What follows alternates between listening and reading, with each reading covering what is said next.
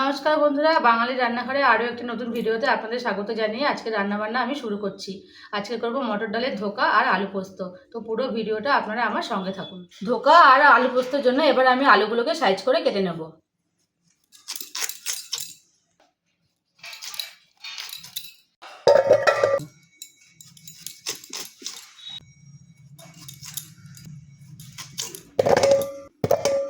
ধোকার জন্য আলুটা কাটা হয়ে গেছে, এবার আমি পোস্তর জন্য আলুটাকে কেটে নেব।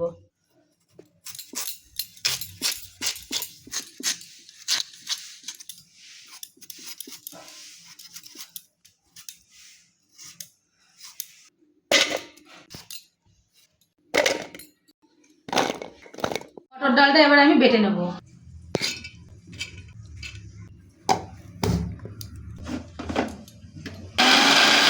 ডালটা আমার বাটা হয়ে গেছে, এবার আমি ডালটাকে তেলের মধ্যে দিয়ে ভালো করে নেড়ে নেব।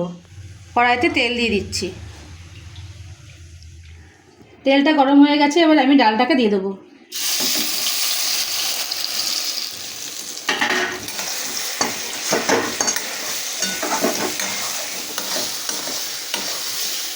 ডালের মধ্যে দিয়ে দিচ্ছি পরিমাণ মতো লবণ আর দিচ্ছি সামান্য একটু হলুদ। এবার ডালটাকে আমি খুব ভালো করে নেড়ে নেব।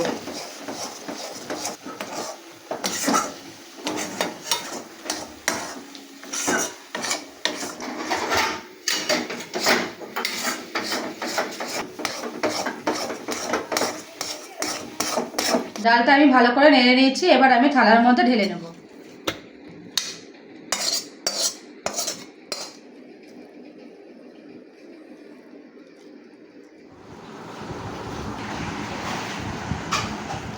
ধোকার জন্য আমি মশলায় নিয়ে নিচ্ছি গোটা জিরে, শুকনো লঙ্কা, কাঁচা লঙ্কা, অল্প একটু আদা কুচি, আর দিয়ে দিচ্ছি সামান্য একটু গোটা গরম মশলা।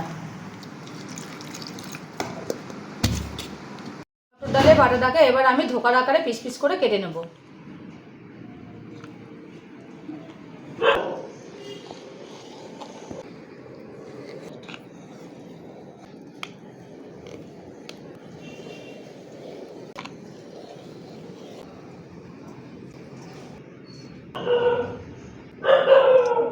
এবার ধোকাগুলোকে আমি ছাকা তেলের মধ্যে ভালো করে ভেজে নেব।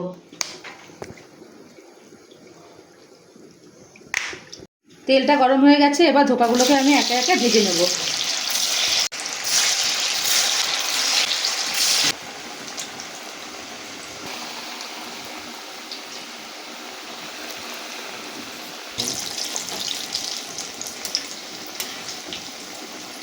ধোকাগুলো ভালো করে উল্টে পাল্টে আমি ভেজে নেব।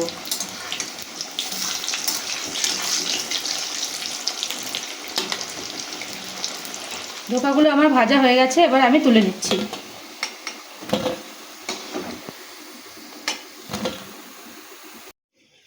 ফোড়নে দিয়ে দিচ্ছি জিরে আর তেজপাতা।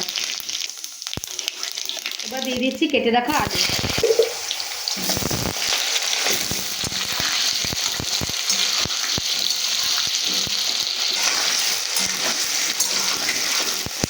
আলুটা আমি লাল লাল করে ভেজে নিয়েছি, এবার বেটে রাখা মশলাটা আমি আলুর মধ্যে দিয়ে দিচ্ছি। দিয়ে দিচ্ছি পরিমাণ মতো লবণ, হলুদ।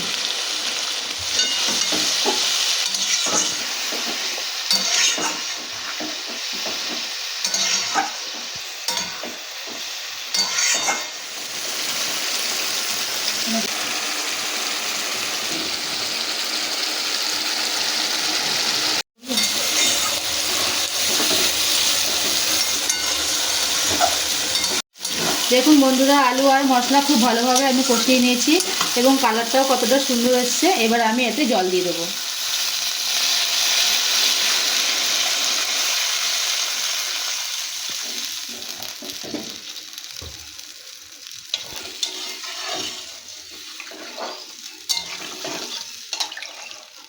ঝোলটা খুব ভালোভাবে ফুটে গেছে, এবার আমি ভেজে রাখা ধোকাগুলো একে একে দিয়ে দেবো।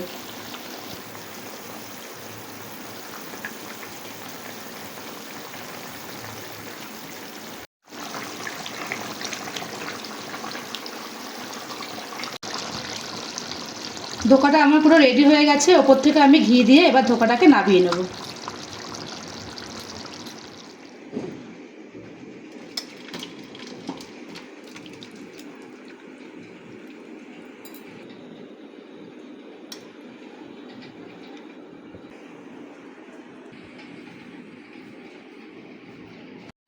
বন্ধুরা, কড়াটা গরম হয়ে গেছে। এবার আমি আলু পোস্ত করার জন্য কড়াতে তেল দিয়ে দিচ্ছি। তেলটা গরম হয়ে গেছে, এবার আমি আলুগুলো দিয়ে দিচ্ছি।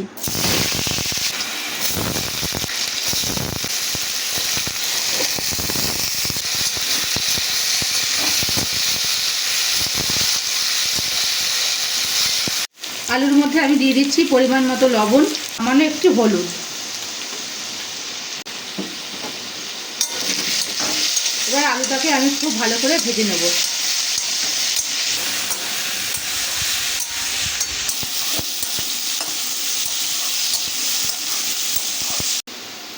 আলুটা আমার খুব ভালো করে ভাজা হয়ে গেছে। এবার আমি বেটে রাখা পোস্তটা আলুর মধ্যে দিয়ে দেবো।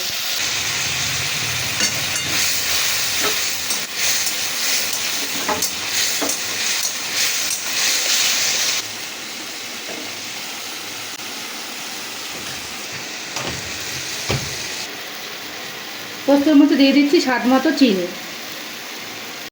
বন্ধুরা, পোস্তটা আমার হয়ে গেছে, এবার আমি নামিয়ে নিচ্ছি।